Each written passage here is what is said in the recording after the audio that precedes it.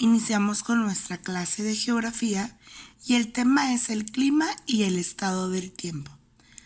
Este tema es un tema nuevo relacionado con los climas que hay en nuestro país y en el mundo.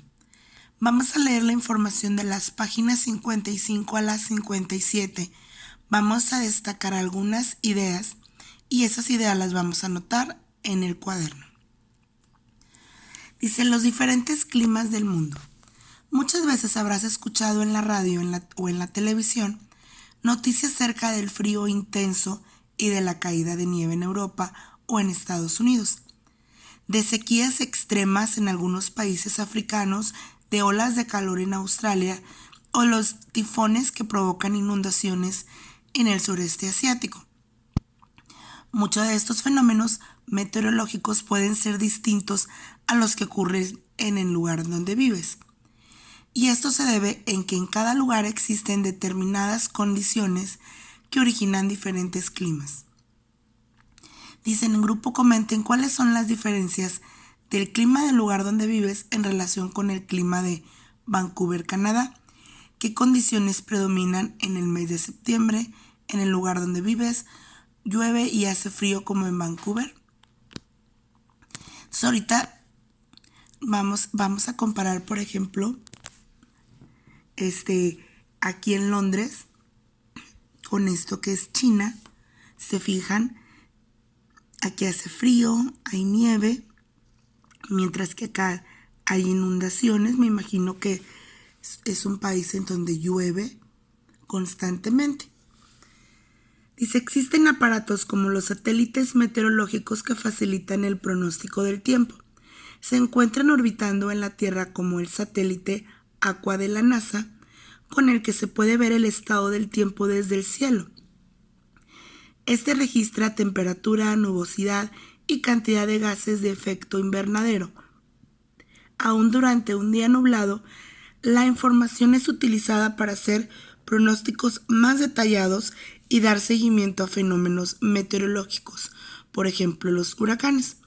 Esta información es esencial para los científicos que estudian el clima y su condición cambiante. Entonces, con estos satélites se puede pronosticar el clima.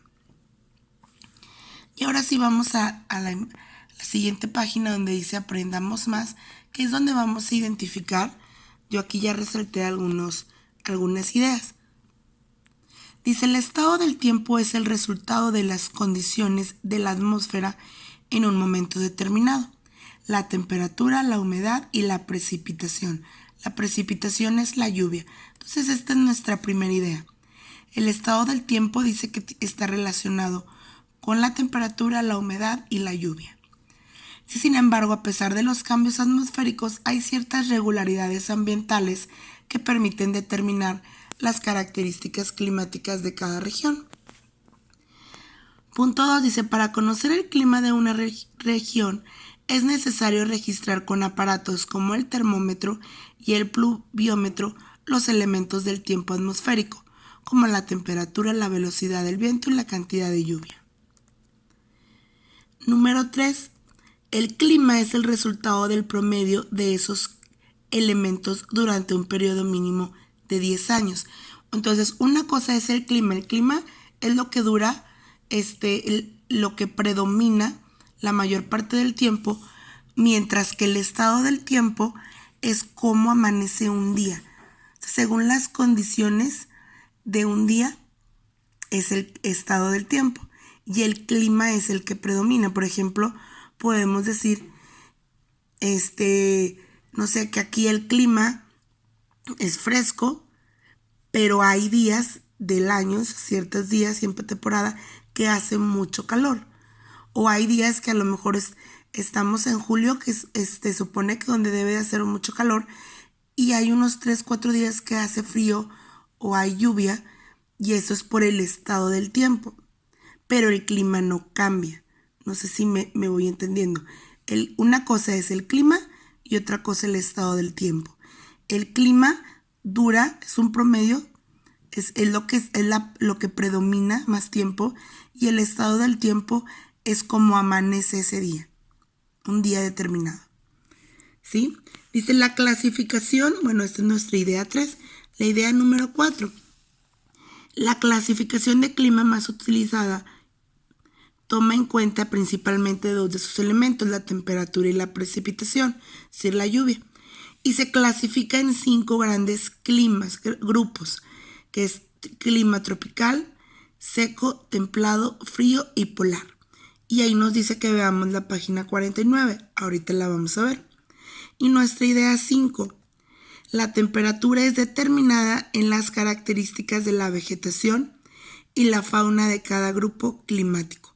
¿Qué quiere decir? Que según como sean el clima, las condiciones climáticas, es el tipo de vegetación y el tipo de animales que hay.